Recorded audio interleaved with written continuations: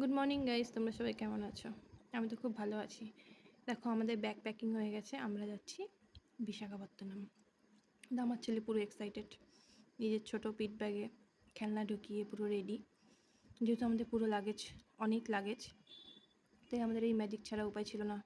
যেহেতু আমরা দুই ফ্যামিলি মিলে যাচ্ছি, তাই জন্য একটা গাড়িতে হতো না, আর দুটো গাড়ি ভাড়া করলেও, যেহেতু বাইরে যাচ্ছি অনেকটা টাকার প্রয়োজন, তাই আমরা একটা ম্যাজিকই করে নিলাম। তো আমরা এখন যাচ্ছি মাথাভাঙ্গায়। ওখান থেকে আমাদের ট্রেনের নাম হলো বিবেক। তো ট্রেন আসতেও একটু লেট আছে, তো যাচ্ছি বাইরে একটু দাঁড়িয়ে চা খেয়ে নিই। তারপরে আমার হাজব্যান্ডের এক কলিগও যাচ্ছে, তো তার জন্য ওয়েট করছিলাম। তারা আসলে স্টেশনের ভিতরে একবারে চলে যাবো। তো আমরা চা আর কিছু জিনিসপত্র কিনে চলে গেলাম স্টেশনের ভিতরে।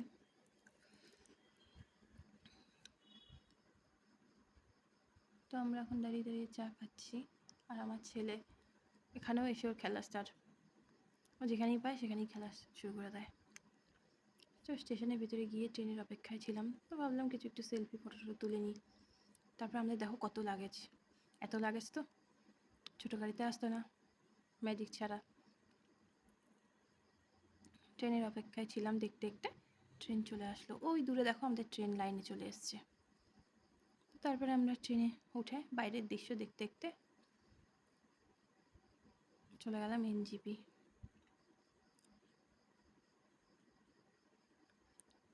তো আমার ভিডিওটি তোমাদের কেমন লাগলো তোমরা কমেন্ট করে আমায় জানিও। Tata, bye bye.